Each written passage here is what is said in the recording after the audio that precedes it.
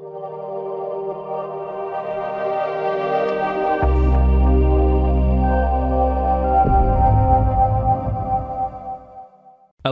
3CS, it is the Run Home. Panda and Vic with you every Thursday. We love talking all things Colac. Chamber of Commerce with Georgia Theodoris, the acting CEO, who has organised a very, very special guest who was waiting in the wings this afternoon. How are we, Georgia? Hello. Fabulous as ever. How are you? Very good. Where are you coming from this afternoon? Salon 7-1, I believe? We are, speaking of fabulous, here at Salon 7-1 in Dennis Street. This brilliant business by Sally and Lisa here that has some of the most exquisite boutique home goods that you'll ever come across, as well as having a brilliant hair and beauty aspect to the business as well. So really brilliant and diversified local business here. Georgia, have you had a haircut or you bought some products this afternoon? How's it down there? Well, I'm just looking at a few treatments potentially for Vic. So he definitely needs it, Georgia. Definitely needs it, to say the least. A little bit of manscaping. I might drop over a few vouchers. I like it. Well, Georgia, previously I've been thrown under the bus at this station and had to get my backs waxed out at Camperdown Pharmacy, and that is a once-off thing that will not be happening again. I'm sort of getting tingles in my back thinking about it. I was thinking eyelash extensions, but that's okay. I'm thinking eyelash extensions as well. Don't worry, Georgia. That'd be awesome. Now, just some of the brilliant aspects of this business here with Sally and Lisa is that they support a lot of businesses that are run by female entrepreneurs. So businesses like Sage and Claire that are really conscientious about where they source their goods as well. And again, here, Sally and Lisa are also very specific about how they source their goods. So you'll find a lot of unique pieces here, not something that you'll see repeated in a lot of places. And what's interesting is you don't need to be going in for the manscaping or for beauty treatments. The homeware section is totally separate. So they're a business that's diversified to make sure that they can remain, relevant and competitive. And they also really focus on the customer experience piece. So it's a really great place to visit. So I'd encourage people who haven't been down to really remember that whilst we have brilliant main streets, we have lots of excellent businesses that are off in some of our other areas. And this is Dennis Street where Salon 7-1 is. And as you said off air, I think, George, as well, they really focus on the experience when you go as well. So well done to Salon 7-1. Now, waiting in the wings, you mentioned there, obviously, wonderful female-run business. A very famous person on the line this morning joining us is Pat Burke, who has an Order of Australia and started the Melbourne Women's Fund, which is quite extraordinary. Pat, thank you so much for waiting patiently. Do you reckon you could? Would you like a haircut as well down at Salon 7-1? Pat? Oh, you bet. I'm due right now, so I'll get on the highway and come right down. Georgia, great to obviously have somebody like Pat join us to talk about women in business and the wonderful impact that they have, and obviously someone like Pat's experience is quite extraordinary. So tell us a little bit about why you want to have Pat on the Savo.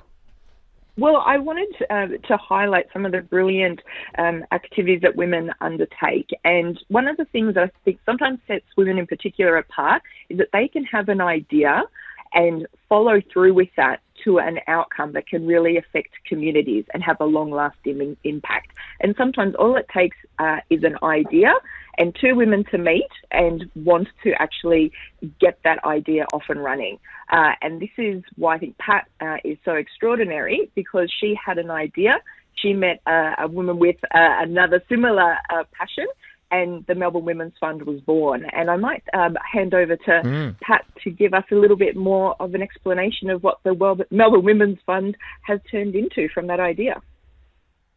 Oh, thanks, Georgia. That's entirely too kind. The idea was formulated with my friend Gillian Hund, and we were studying philanthropy as adult students at Swinburne, a Master's of Social Investment in Philanthropy, and we heard a speaker from the U.S. from Seattle talk about giving circles, and we thought, we should do something like this in Melbourne. So we established the Melbourne Women's Fund, and this was in 2014, and it's where donors come together, and it's primarily women, and they each donate $1,000 a year, and that gives them a vote when we come to decide which charities we're going to give the pooled funds to. So for donors who are small P philanthropists like myself, we can then pool our money with others and have greater impact. So we started out with just 70 members in 2014, and it's doubled along the way. Hey, Pat, I wanted to ask you, 2014, like you said, is when it got underway, so it's been going 7 years. You've given away $700,000 to 36 organisations that support women and their families. Can you give us some examples of some of your favourite projects that the Giving Circle's helped?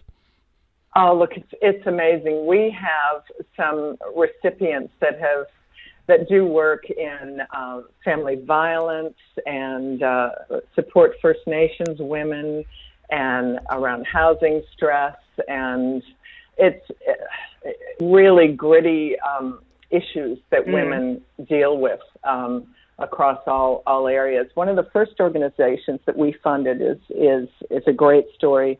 It's called Women in Mentoring, and they are primarily like retired teachers and social workers who support women doing it tough to keep them out of prison. So, and they've got an incredible success rate and have run on the smell of an oily rag. And our initial contribution to them has $60,000 that first year made such a difference. They've grown, and their reach across all of Melbourne in several different areas has grown so much. So we're very proud of that one and several others along the way.